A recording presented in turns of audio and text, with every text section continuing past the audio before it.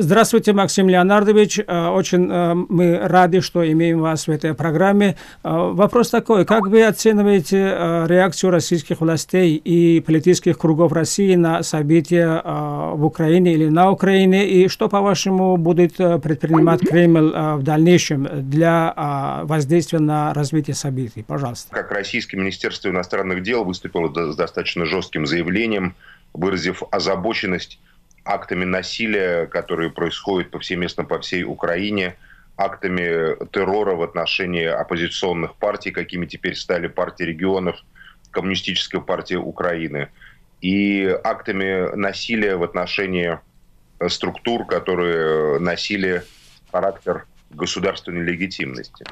Поэтому мне кажется, что это достаточно ясно выражает на сегодняшний день позицию России. Россия в целом с глубокой озабоченностью следит за тем, что происходит в стране, с которой Российская Федерация связана не только экономически, политически, но и этнически. Многие в России живет, по некоторым оценкам, порядка 50 миллионов выходцев из Украины. Я вот тому являюсь примером. Хоть мой отец москвич, я москвич, но моя фамилия украинская, такая же фамилия у, еще говорю, десятков миллионов граждан России. Поэтому воспринимать Украину как, безусловно, чужое государство мы не можем. И сегодняшние события в Крыму тому наглядный показатель, когда люди с оружием являются главными субъектами истории. Ну, так было всегда почти, когда происходили революции, вспомним 17-й год. Ну, а вот если посмотреть на предысторию, как все это началось, Украина хотела подписывать соглашение с Евросоюзом, Россия пообещала 15 миллиардов долларов помощи, ну и так далее, и так далее. Но считается, что вот то, что произошло там, является колоссальным геополитическим проигрышем или поражением России. Вы согласны с такой оценкой? Ну, когда вы говорите, Украина хотела подписывать, то давайте все-таки будем честны.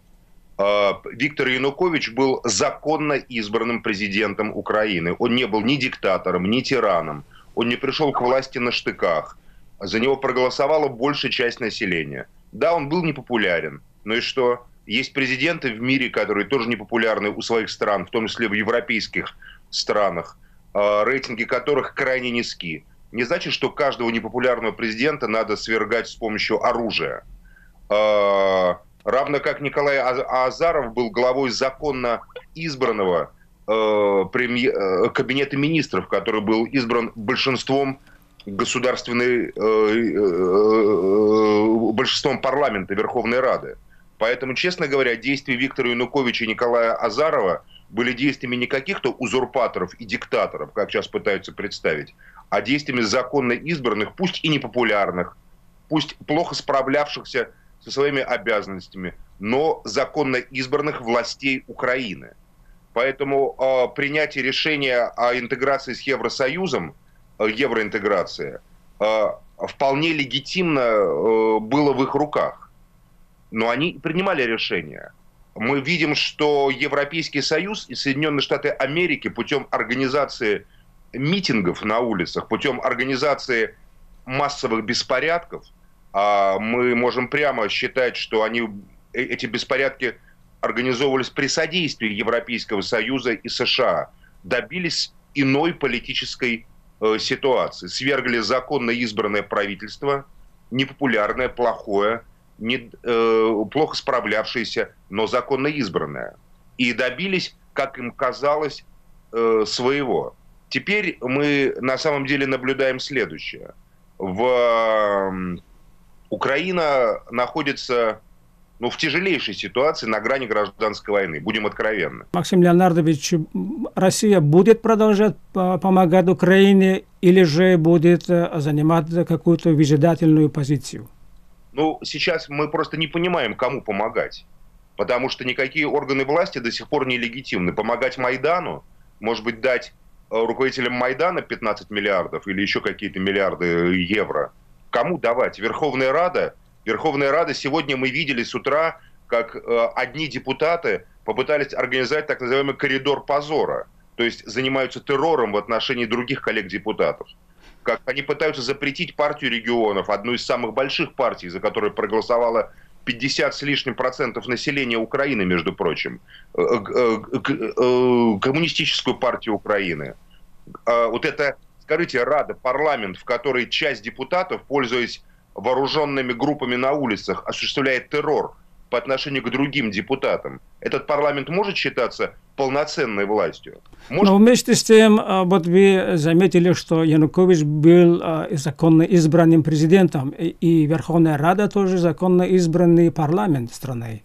Да, а я вам еще раз говорю, что она законно избранным была до событий сегодняшнего дня, на мой взгляд. Когда одна часть депутатов пытается насилием и изгнать другую часть депутатов, запретить их, когда они используют вооруженных людей для поддержки своей позиции, мне кажется, парламент несколько утрачивает легитимность как парламент и превращается во что-то другое. В конвент, в Совет народных депутатов, в Верховный Совет, вооруженную шуру. Наверное, мусульманам это будет близко, но только не в парламент. Парламент — это все-таки институт демократического представительства всех сил, представляющих общество той страны, в которой находится этот парламент. Вы думаете, что все было хорошо во внешней политике Кремля по отношению к этим странам? Ошибка Кремля, конечно, в том, что он работает с богатыми, влиятельными людьми, которые во многих странах грабят свои народы.